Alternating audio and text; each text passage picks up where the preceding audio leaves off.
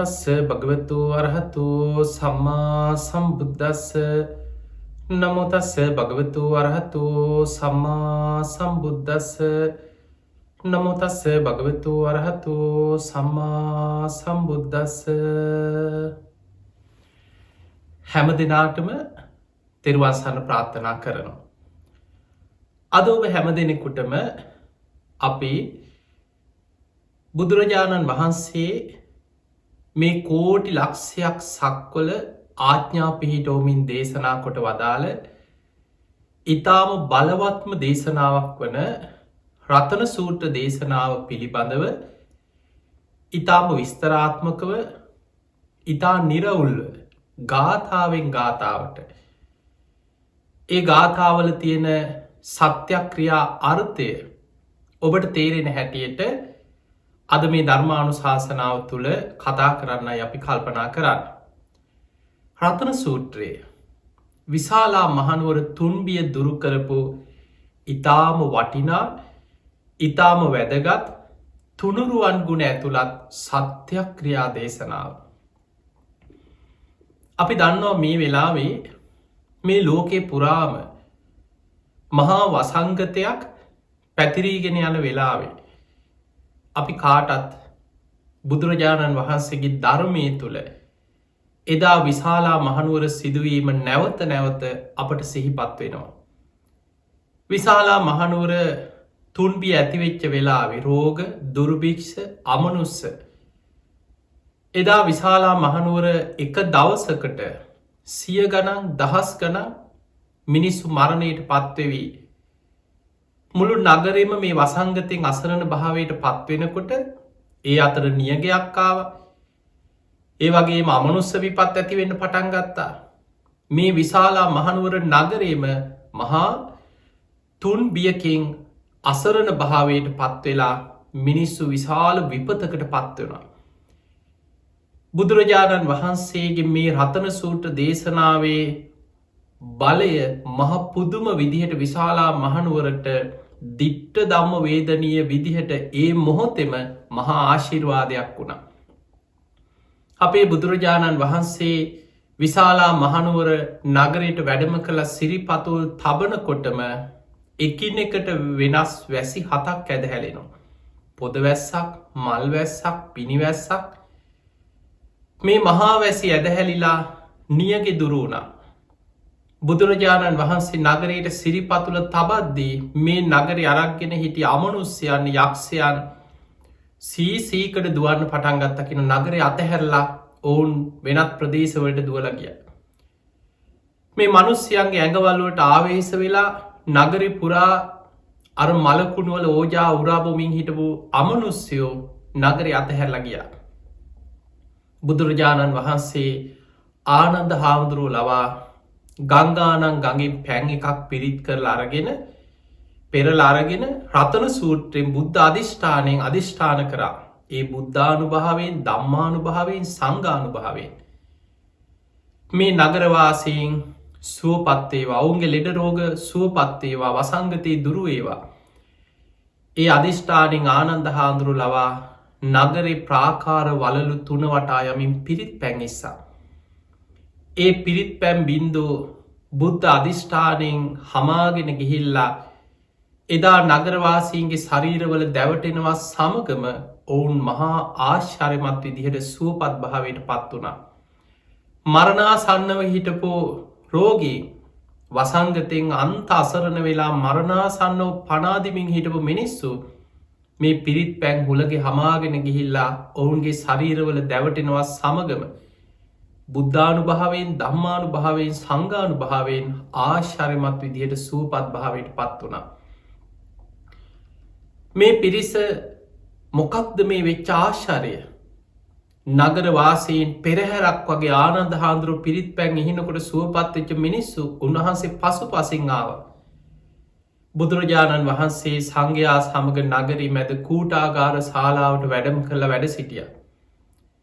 ආනන්ද හාමුදුරුවෝ පිරිත් පැන් ඉහලා නගරේ කූටාගාර ශාලාව ළඟට වඩිනකොට ආනන්ද හාමුදුරුවෝ පසුපසින් දහස් සංඛ්‍යාත නගරවාසීන් ඇවිල්ලා බුදුරජාණන් වහන්සේට වන්දනා කළ එකත් පසකින් වාඩි වුණා.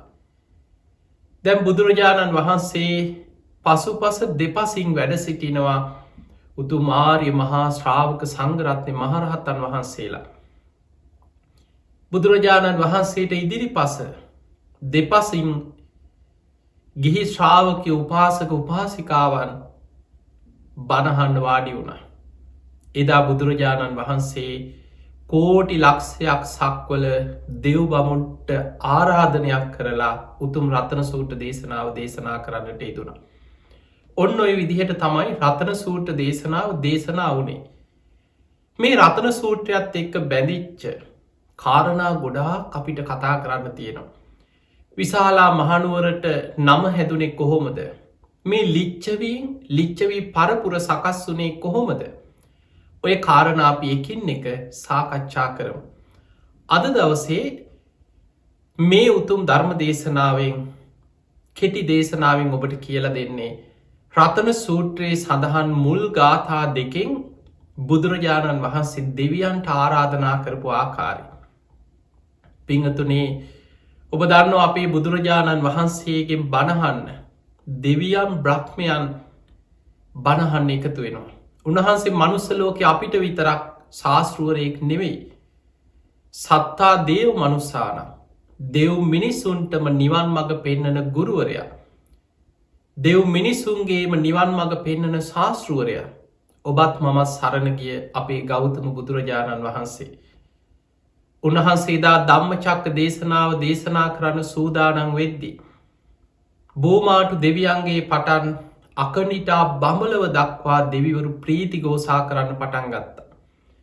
අන්න බුදුරජාණන් වහන්සේ ධම්මචක්කේ දේශනා කරනවා. අන්න බුදුරජාණන් වහන්සේ ධම්මචක්කේ දේශනා කරන අපිත්‍යම් බණහන් අපිත්‍යං බෝමාටු දෙවියන්ගේ හඬට චාතු මහාරාජික දෙවරු. ඒ අයගේ හඬට යාම දෙවරු. ඊළඟට තුසිත නිම්මාන් රති පරණිම්මිත වසවර්ති බ්‍රහ්ම පාරිසජ්‍ය බ්‍රහ්ම පුරෝහිත මහා බ්‍රහ්ම ඔය විදිහට ඉහලට අකනිටා බඹලව දක්වාම දෙව් මබුන් සාධකාරදිදී දස දහසක් ලෝක දහතුවල දෙවියන් ඉසි පතන මිගදාය අතුරු සිදුරු නැතුව බණහන්න පිරුණ කියන. පිංහතුනි අපේ බුදුරජාණන් වහන්සේ එදා ධම්මචක්ක දේශනාව දේශනා කරේ මනුස්සලෝකෙන් පස් දෙනයි. හැබැයි ඒ දේශනාව අහල අවසන් වෙනකොට කොන්නඥ ස්වාමීන් වහන්සේ පමණක් සෝවාන් පලට පත්වෙද්දී 18 කෝටියක් දෙවිවරු මාර්ග පල් ලැබවා කියලා ධම්මචක්ක දේශනාවේ අට්ට කතාව සඳහන් වෙනවා. එහෙමනම් අපිට පේනවා බුදුරජාණන් වහන්සේගෙන් බණහල මාර්ග පල්ලපු දෙවරු බොහෝ පිරිසක් දෙව්ලෝ වැඩ සිටිනවා. උන්වහන්සේගේ දින චරියාව පවා රාත්‍රී මැදියම් යාමේ රාත්‍රී 10 පාන්දර 2 වෙනකං මේ කාලේ රාත්‍රී මැදියම් යාමේ දෙව් බමුන් වෙනුවෙන් වෙන් කරලා තිබ්බේ. සංයුත්ත නිකාය කියන බුද්ධ දේශනා ඇතුළත් ඒ සූත්‍ර ග්‍රන්ථ කොටසේ පළවෙනි ග්‍රන්ථ රත්නය තුළ දේවතා සංයුක්තයේ දේවපුත්ත සංයුක්තය කියලා සූට දේශනා 100 ගානක් සඳහන් වෙනවා. දෙවියම් බ්‍රහ්මයම් බුදුරජාණන් වහන්සේ මුණගැහිල රාත්‍රී මැදියම් යාමේ ඒ අයගේ දහම් ගැටලු ප්‍රශ්න අහල විසඳගත් ආකාර ගැන. ඒ නිසා බුදුරජාණන් වහන්සේගේ ධර්මය අහන්න දෙව් බමුන් එකතු වෙනවා. මම මේ කාරණා ගොඩක් ඔබට කියන්නේ මේ රතන සූට දේශනාවට දෙවියම් බ්‍රහ්මයන්ගේ ආශිර්වාදය කොච්චර අපිට වැදගත්ද කියලා තේරුම් ගන්න. බොහෝ වෙලාවට මේ වසංගතය එනකොට අපි රතන සූත්‍ර කියන්න පටන් ගත්තා. අපි දන්නවා මේ වසංගතය දැන් අවුරුදු 1මාරකට ආසන්න කාලයක්. මේ වසංගතය ආරම්භ වේගෙන එනකොටම අපේ රටේ හිතන් බොහෝ අය රතන සූත්‍ර විශාලා මහනුවර ප්‍රශ්න මේක මතක් වුණ අපිට. පන්සල්වල රතන සූත්‍ර කිව්වා. මාස ගණන් සමහරු මාස 2-3 එක දිගට රතන සූත්‍රයෙන් පිරිත් කියන්න පටන් ගත්තා. ගෙවල්වල මිනිස්සු 3 සූත්‍ර කියනවා රතන සූත්‍ර කියනවා බුදුන් අදිනවා. හැබැයි සමහරු රතන සූත්‍ර කිව්වට හිතනවා ඔය දෙවියන් මොනවා කරන්නද? දෙවියන් ඉන්නේ දෙව්ලෝ.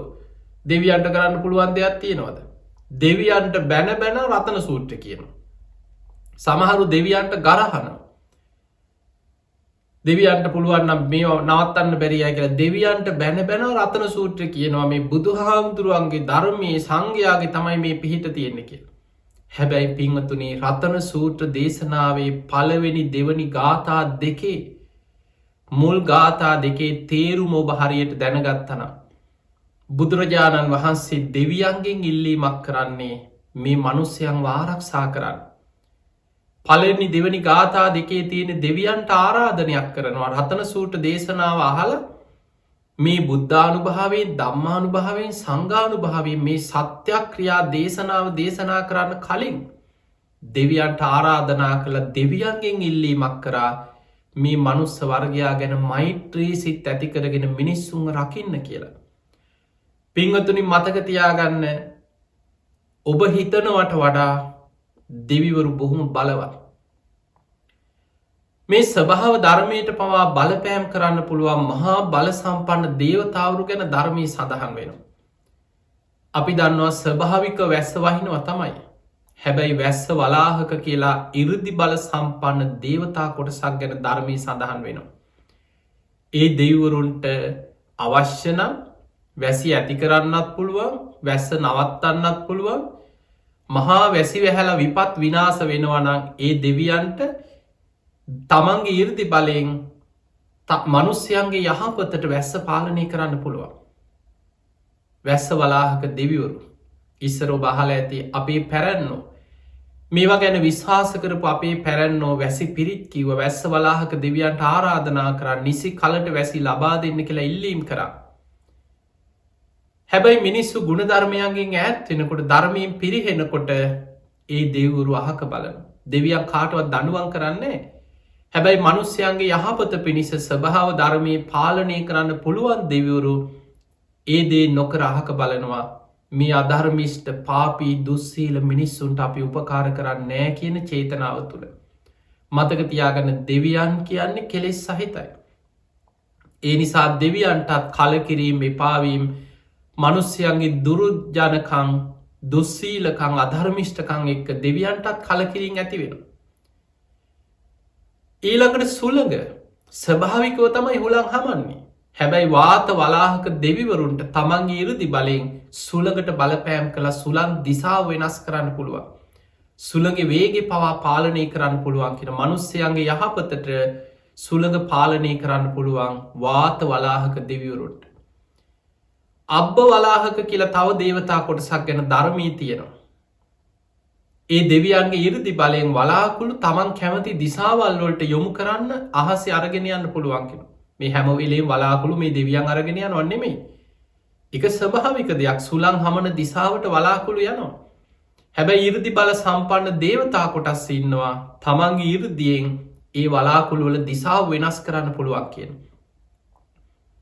මේ පරිසරයේ ස්වභාවික සීතල වගේම සීතල ඇති කරන්න පුළුවන් ඉරිදි බල සම්පන්න දෙවිවරු ඉන්නවා. ඒ අයට කියනවා සීත වලාහක දේවතාවරු. පිංගතුනි උණුසුම පවා ස්වභාවික රත්වෙන උණුසුම දෙවියන්ගේ ඉරිදි බලයෙන් පරිසරය තුළ ඇති කරවන්න පුළුවන් දේවතාවරු ඉන්නවා කියලා. ඒ අයට කියනවා උන්න වලාහක දේවතාවරු. එහෙමනම් අපිට පේනවා සීතල වේවා, උණුසුම වේවා, වැසි වේවා, සුළං වේවා, වලාකුළු වේවා මේ ස්වභාවික දේවල්. හැබැයි ඉරිදි බල සම්පන්න දේවතාවරුන්ට ඒවට බලපෑම් කළ හැකි, ඒවැ දිසාව ප්‍රමාණය ඒවා වෙනස් කළ හැකි දේවතාවරු ඉන්න. එමනම් අපිට පේනවා මේ ස්වභාව ධර්මයට බලපෑම් කළ හැකි දෙවිවරු ඉන්න. ඒ දෙවියන්ගේ ඉරිදි බලයෙන් ඒ දෙවියන්ට අපි හිතනවට වඩා ගොඩක් දේවල් කරන්න පුළුවන්. හැබැයි මනුස්සයන් අධර්මිෂ්ට වෙනකොට, දුස්සීල වෙනකොට, මිනිස්සු අධර්ම රාගයෙන් විෂම ලෝභයෙන් මිත්‍යා ධර්මයෙන් යුක්ත වෙනකොට ඒ දෙවිවරු අහක බලන. එනිසා පිංගතුනි රතන සූත්‍රය කියන්න කලින් අපි රතන සූත්‍රයේ ප්‍රතිඵල බලාපොරොත්තු වෙනවනං දෙවියන් ගැන විශ්වාසයක් අවශ්‍යයි. ඊළඟට දෙවියන් ඔබට පිහිට වෙන්නේ දෙවියන්ව විශ්වාස කරන නිසා නෙමෙයි. ඔබේ තුළ තියෙන ගුණධර්ම තුළයි දෙවියන් පිහිට වෙන්නේ. මතක තියාගන්න බුද්ධ දේශනාවේ සඳහන් වෙනවා මේ ලෝකෙ හැමෝටම වඩා තමන් ගැන දන්නේ තමන්. ඔබ හොඳට ඔබේ හිත දිහා බලන්න. ඔබ ලෝකෙට මොන චරිතයක් පෙන්නුවත් ඇත්තටම ඔබ ගැන ලෝක අනිත් අයට වඩා ඔබයි දන්න. ඔබ ගැන ඔබ දන්න යම් සේද මේ ලෝකෙ දෙවිවරුත් හිත දකින දෙවියනුත් ඔබ ගැන ඒ විදිහටම දකිනවා. එනිසා මතක තියාගන්න දෙවියන්ට හොරෙන් වංචනික ලෝකෙ රවට්ටගෙන හිටියත් දෙවියන් ඔබ කවුද කියලා දන්න. ඒ නිසා හිතට මේ ස්වභාවය වෙනස් වෙන්න නම් අපි කොච්චර උදේ හවස රතන සූත්‍ර කිව්වත් අපි සිල්වත් නැත්නම් මිනිස්සු ගුණ ධර්ම තුළ පිහිටල ප්‍රතිපක්ති තුළ ජීවත් වෙන්නේ නැත්නම් දෙවියන් හැරිල බලන්නෙත් නෑ දෙවියන් පිහිට වෙන්නෙත් නෑ දෙවියන්ගේ සහයෝගයක් ලැබෙන්නෙත් නෑ. ඒ නිසා රතන සූත්‍රයේ ප්‍රතිඵල ගන්න නම් ඔබට මේ කියලා දෙන්නේ රතන සූත්‍රයේ ප්‍රතිඵල ලබන්නේ කොහොමද? ඒ නිසා පින්වතුනි අපේ බුදුරජාණන් වහන්සේදා විශාලා මහනුවර කූටාගාර ශාලාවේ අර පිරිස අතර රතන සූත්‍ර දේශනාව ආරම්භ කරද්දි මුලින්ම කළේ මේ ලෝක ධාතුවේ දෙවියන්ට විතරක් නෙමෙයි. දස දහසක් ලෝක ධාතුවේ දෙවිවරුන්ට විතරකුත් නෙමෙයි. ඊටත් එහා අපි කියනවා සහස්ත්‍රී දිවි සහස්ත්‍රී ත්‍රිහි සහස්සී. අන්නේ ත්‍රිහි සහස්සී ලෝක ධාතුවට තමයි කියන්නේ කෝටි ලක්ෂයක් සක්වල. අපේ බුදුරජාණන් වහන්සේගේ ආඥා ශේෂ්ත්‍රයේ බවට පත්වවෙන්නේ කෝටි ලක්ෂයක් සක්වලටම බුදු කෙනෙකුට අධිෂ්ඨාන කරලා ඒ බුදු කෙනෙක්ගේ හඬ ඇහෙන්න සලස්සන්න පුළුවන් කෙන ඉරදි බලය. මේ කෝටි ලක්ෂයක් සක්වල දෙව් බමුන්ට ආරාධනයක් කර. යානීද භූතානි සමාගතානී බුම්මානිවායා නිවහන් තලික්කේ සබ්බේව භූතා සුමනා භවන්තු අතෝපි සක්කච්ච සුනන්තු භාසිතක්.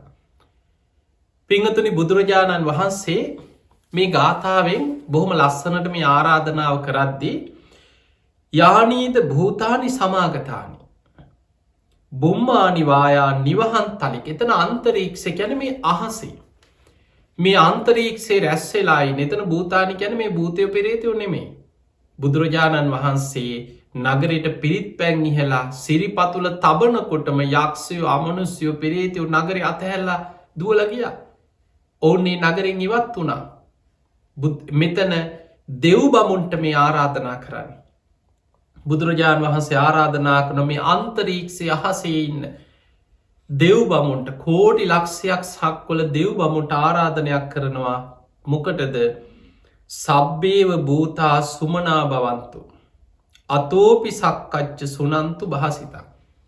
මේ දේශනාව සුනන්තු භාසිතම් බුදුරජාණන් වහන්සේගේ මේ උතුම් දේශනාව හොඳින් අහන්න.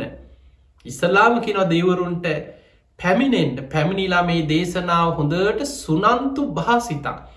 බුදුරජාණන් වහන්සේගේ මේ උතුම් බුද්ධ භාෂිතය මේ බුද්ධ වචනය බුද්ධානු භාවයෙන් දම්මානු භාවේ සංගානු භාවයෙන් කරන සත්‍යක්‍රියා දේශනාව හොඳට කන් යොමු කරගෙන අහන්න දෙවියනි කියනවා. ඉස්සල්ලා මේ අහසේ රැස්වෙලා ඉන්න දෙවියන්ට කියනවා මේ මිනිස්සු ගැන මෛත්‍රී සිතෙන් මේ කහන්න. සබ්බේව භූතා මේ සියලු සත්වයෝ ගැනම සුමනා භවන්තු මෛත්‍රී සහගත සිතෙන් පැමිණෙන්න ආරාධන මේ කරන්න දේව ආරාධනා. දැන් අපි බණක් කියනකොට දෙවියන්ට ආරාධනා කරන්න වෙන විදිහකට සමන්තා චක්කවාලේසු අත්‍රා ගච්ඡන්තු දේවතා සද්ධම්මම් මුනිරාජස්ස සුනන්තු සග්ග මොක්කදං ධම්මස් සවන කාලෝ අයම් බදන්තා ධම්මස් සවන කාලෝ අයම් බදන්තා කියලා අපි දෙවියන්ට ආරාධනා කරනවා. මේ බණ අහන්න කාලයයි ධර්මයේ ශ්‍රවණය කරන්න කාලයයි සුනන්තු සග්ග මොක්කදම් මේ බණ අහලා උතුම් නිවන අවබෝධ කරගන්න ධම්මස් සවන කාලෝ අයම් බදන්තා මේ ධර්මයේ ශ්‍රවණය කරන්න පැමිණෙත්වා කියලා අපි දෙවියන්ට ආරාධනා කරන බණ කියන්න කලින්. එතකොට අපේ එක ක්‍රමයක්. බුදුරජාණන් වහන්සේත් මේ වගේම රතන සූත්‍ර දේශනාවේදී මුලින්ම කළේ කෝටි ලක්ෂයක් සක්වල දෙව් බමුන්ට ආරාධනා කරා. එන්න මේ මිනිස්යා ගැන මෛත්‍රී සිත් ඇති කරගන්න. මේ දේශනාව හොඳට අහන්න. ඊළඟට තස්මාහි භූතා නිසාමේත සබ්බේ මෙත්තං කරෝත මානුසියා පජාය. අන්න දෙවියන්ට කියනවා මේ බණ අහලා මෙත්තං කරෝත මානුසියා පජ මේ මනුස්ස වර්ගයා ගැන මෛත්‍රී සිත් ඇති කරගන්න. මේ මිනිස්සුන්ට මෛත්‍රී කරන්න, මිනිස්සුන්ට පිහිට වෙන්න. මේ අහසේ රැස්වෙලා ඉන්න සියලුම දෙව් බමුන් තස්මාහි භූතා නිසාමේත මේ අහසේ රැස්වෙච්ච මේ සියලු දෙව් බමුන් මනුස්ස වර්ගයා ගැන මෛත්‍රී සිත් ඇති කරගෙන මේ මිනිස්සුන්ට පිහිට වෙන්න. දිවාච රත්තෝච හරන්තිය බල මේ මිනිස්සු දවල් රෑ දෙකේම ගුණධර්ම පුරමින් පින්දහම් කරමින් දෙවියනු සිහිපත් කළ මේ මිනිස්සු දෙවියන්ටත් පින් අනුමෝදන් කරනවා. තස්මාහිනේ රක්ක තප්ප මත්ත ඒ නිසා දෙවියන මේ මිනිස්සුන් අප්‍රමාදීව ආරක්ෂා කරන්න කියලා බුදුහාමුදුරු බුදුමුවින් ඉල්ලීමක් කරනවා. මිනිස්සුන් රකින්න කියලා ඉල්ලන්නේ කාගෙන්ද? දෙවියන්ගේ. තස්මාහිනේ රක්ක තප්ප මත්තා මේ මිනිස්සුන් අප්‍රමාදීව ආරක්ෂා කරත්වා කියල බුදුරජාණන් වහන්සේ දෙවියන්ගෙන් ඉල්ලීමක් කරා. ඔන්න ඔය පළවෙනි දෙවනි ගාථා දෙකේ තේරුම හොඳට අද තේරුම් ගන්නකො.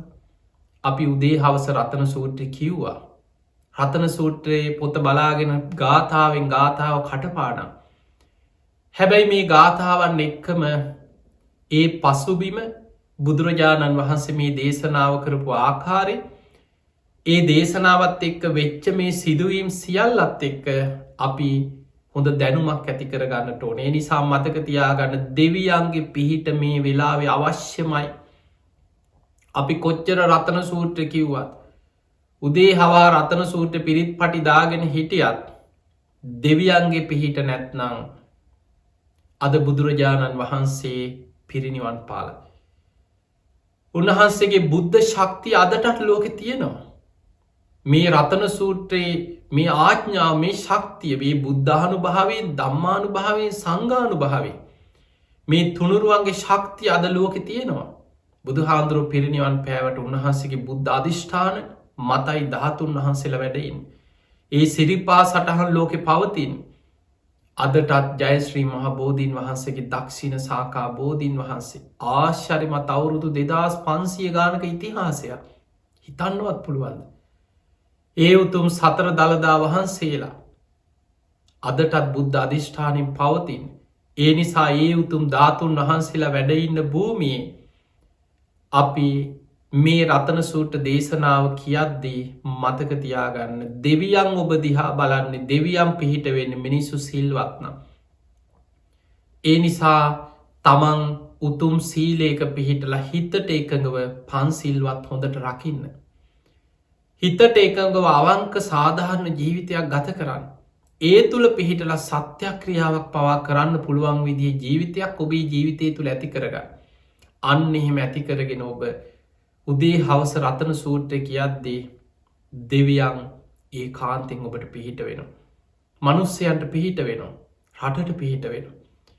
මෙත්තං කරෝත මානුසියා පජාය මේ මනුස්ස වර්ගයා ගැන මෛත්‍රී සිතෙන් මේ මිනිස්සුන්ට පිහිට වෙන්න. දවල් රෑ දෙකේ මේ මිනිස්සු පින්දහම් කරමින් ගුණධර්ම පුරමින් ධර්මානුකුල ප්‍රතිපක්ති පුරනවා. තස්මාහිනේ රක්ක තප්ප මත ඒ නිසා අප්‍රමාදිය මේ මනුස්ස වර්ගයා ආරක්ෂා කරත්වා කියල තමයි බුදුරජාණන් වහන්සේ රතන සූට්‍ර දේශනාවේ ඉතිරි ගාථා කීපේ දේශනා කරමින් රතන සූට්‍ර දේශනා කරන්නට ඉදුන්. තින් අපි ඉතිරි ගාථා ගැන ඊළඟ දවස කතා කරමු. තින් අපි කවුරුත් ආශිර්වාද ප්‍රාර්ථනා කරනවා. ඔබ හැම දෙනාටම මේ උතුම් රතන සූට්‍ර දේශනාවේ බුද්ධානු භාවයෙන් ධම්මානු භාවයෙන් සංඝානු භාවයෙන් ඔබ හැම දෙනාමත් විශේෂෙන් අපේ රටේ සෑම සියලු දෙනාමත් ලක්වාසී ලෝවාසී හැම දෙනාමත් නිදුක්වේවා නිරෝගිවේවා සුවපත්තේවා. මේ පවතින වසංගත තත්ත්වය දිනෙන් දිනම අඩුවෙලා ඉක්මනින්ම මේ රටේ මේ වසංගතයෙන් නිදහස් වෙලා මේ මනුස්්‍යයන්ට යහපතේ ගුණධර්ම පුරාගෙන ධර්මය දියුණු කරගෙන ධර්මානුකුලෝ ජීවත්වෙන්න පරිසරය පසුවිම ඇතිවේවා. සියලු දෙවියෝ කෝටි ලක්ෂයක් සක්වල දෙව් බමුණ. එදා විශාලා මහනුවර අහසේ පිරිලා ඉතිරිලාගේ දෙව් බමුන් විශාලා මහනුවර නගරවාසීන් ගැන මෙත් සිතේ මෛත්‍රී සිතේ. ඒ බුද්ධ අධිෂ්ඨානී බුද්ධ ආඥාව පිළිගෙන දෙවියන්ගේ මනුස්්‍යයන්ට උපකාර කරා සේම අපේ ලංකා භූමියට මේ ලෝකේටම මේ මොහොතේ මේ වසංගතෙන් පීඩාවට පත්වෙලා ඉන්න ලෝකයාටම කෝටි ලක්ෂයක් සක්වල දෙවියෝ පිහිටවෙත්වා දෙවියන්ගේ පිහිට ආශිර්වාදය රැකවරණය ලැබේවා. ඔබ හැම දෙනාටමත් ලක්වාසී ලෝවාසී හැම දෙනාටමට නිදුක් නිරෝගී සම්පත්තිය දීර්ඝායු සම්පත්තියම ලැබේවා ලැබේවා ලැබේවා කියලා අපි ආශිර්වාද කරනවා. හැම දෙනාටම සම්මා සම්බුදු සරණයි.